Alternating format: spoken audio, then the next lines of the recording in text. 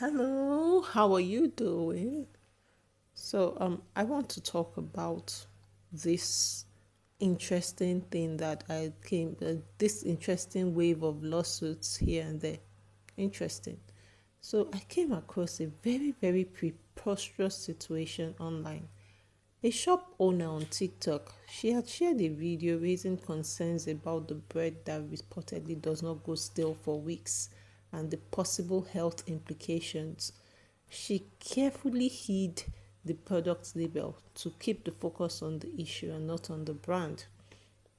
And then I was surprised when I learned that a bread manufacturer, I guess, or are they called bakeries? Not sure.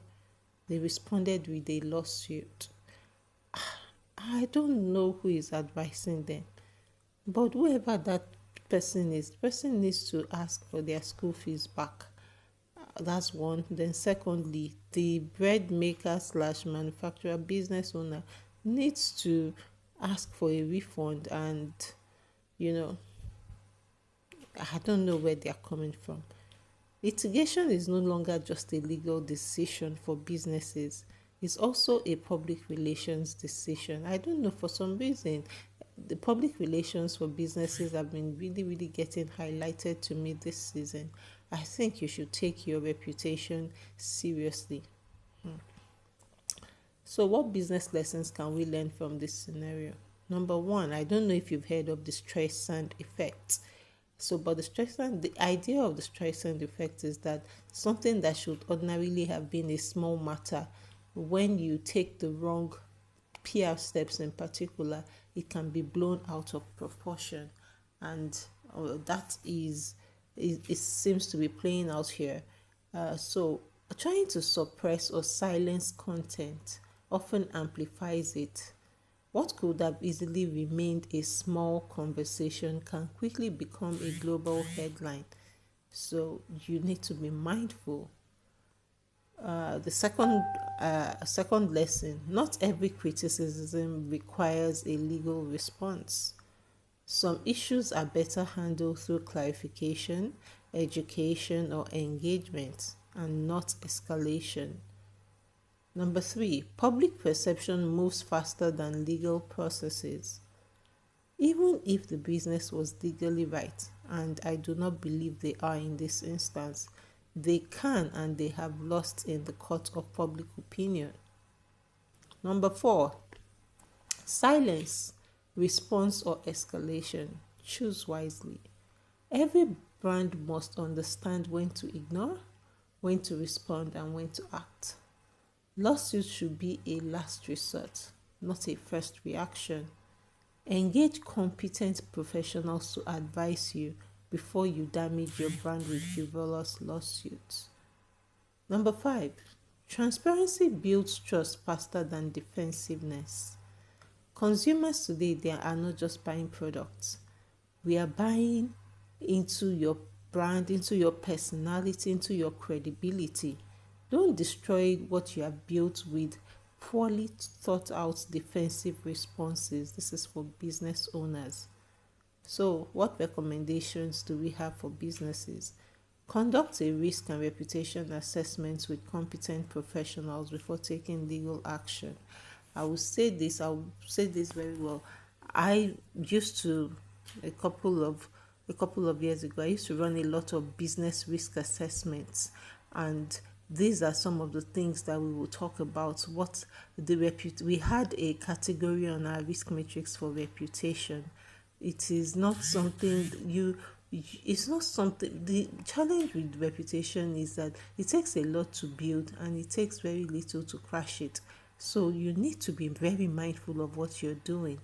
Engage your PR and communications team along with legal counsel. Where possible, address concerns with facts and clarity rather than going to a lawsuit. Avoid actions that may appear as intimidation or suppression.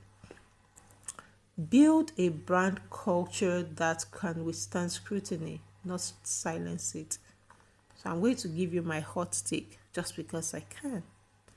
Since the product was not named, the smarter thing that the business could have done in this case was for them to jump on the trend and talk, educate the market on why it appears that some bread brands last longer, and they use their what they call it, they use their product as an example and walk us through the process.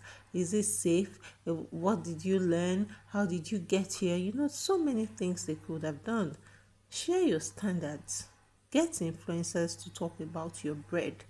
Don't get the one that will come as well trying to do PR for you. We now go and say the one that will cause things to be worse. Be mindful all the same. So share your standards. So if you're working, I felt that it was weak at the time for them to say, oh, NAFDAC has approved us. Because NAFDAC's approval does not deal with your day-to-day, what they call it, production. I used to work for a flour mill, and we had, apart from NAFDAC approvals, we had quality control procedures for the flour that we would produce. We would bake bread every day. We used to bake bread every day, and we now even got to the point where the bread we will bake, I will take some home. We used to give managers, people that work with us, our bread to eat. So except you want to be poisoning your staff, which you don't want to do, that was also part of what was the selling point, that we eat what we sell, right? And so we would do the quality control, be able to measure how high the bread will rise. We change different parameters and see, so that we can even advise the bakers to let them know that these are things you can do, these are best practices. So those are things that you can do rather than going to go and arrest somebody that they talked about your brand. That's very unprofessional. So in business, it's not just about being right, it's about being wise. Sometimes the real damage does not come from the criticisms, it comes from how you respond to them. So what are your thoughts on this situation? We'd love to hear them. And don't forget to like,